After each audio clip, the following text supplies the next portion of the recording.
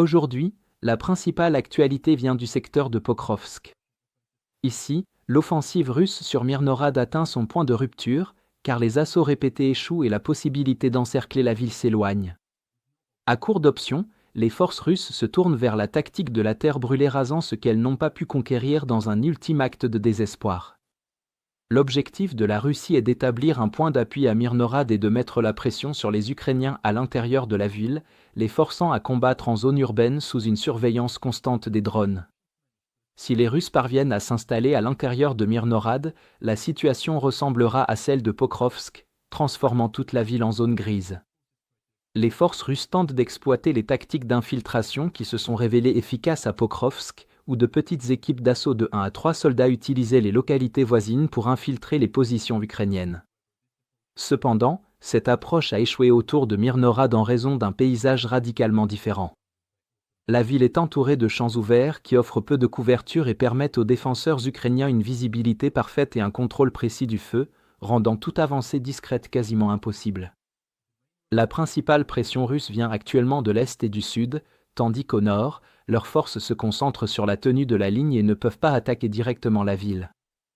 Dans ce secteur, l'activité des drones est l'une des plus intenses du front, ce qui rend tout mouvement extrêmement difficile et dangereux. Cependant, les mauvaises conditions météorologiques, comme le brouillard, permettent aux Russes de se déplacer un peu plus librement en raison de la faible visibilité. C'est aussi quelque chose dont les Ukrainiens profitent, car cela leur permet d'acheminer des ravitaillements et de faire tourner les soldats, qui seraient autrement traqués par les drones russes. Comme la saison des pluies basses sont pleins, la boue représente un autre désavantage pour les Russes, car les véhicules blindés s'enlisent facilement et deviennent des cibles immobilisées pour les drones FPV ukrainiens. Les Russes comptent beaucoup sur les systèmes de guerre électroniques pour les brouiller, mais les Ukrainiens se sont adaptés aux réalités du champ de bataille et au mauvais temps en utilisant des drones à fibre optique pour les contourner. Des images montrent comment les forces russes ont tenté de lancer un assaut en utilisant des véhicules blindés sous de mauvaises conditions météorologiques.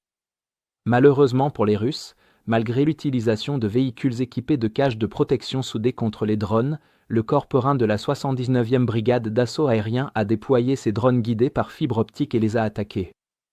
En conséquence, plusieurs véhicules blindés ont été immobilisés puis détruits. D'autres images montrent comment les Russes ont lancé un nouvel assaut en utilisant 2 véhicules légèrement blindés PRT-4M, encore une fois sous le couvert du brouillard, mais les soldats ukrainiens étaient en état d'alerte maximale et disposaient de drones équipés de capteurs thermiques pour détecter et suivre l'ennemi. À mesure que la colonne russe approchait des dents de dragon, les obstacles antichars les ont canalisés dans une zone de tir soigneusement préparée. L'un des véhicules a heurté une mine anti-char et a été immobilisé, forçant les assaillants à débarquer plutôt sous l'œil attentif des drones ukrainiens. Les soldats survivants ont tenté de se mettre à l'abri dans une bande boisée, mais ont été traqués à cause de leur signature thermique contrastée, laissant derrière eux des cadavres et un nouvel assaut raté. En raison de la série de tentatives infructueuses pour percer à Myrhorod, les forces russes sont revenues à des tactiques de terre brûlée, employant l'une de leurs munitions conventionnelles les plus puissantes, la bombe Fab 3000 de 3 tonnes. Elle possède une ogive de 1400 kg et un rayon de fragmentation dévastateur, permettant la destruction massive de structures fortifiées. L'utilisation de telles munitions en dit long sur le niveau de désespoir des Russes, car même s'ils parviennent à démolir les immeubles et à capturer la ville, ils se retrouveront sans position à exploiter.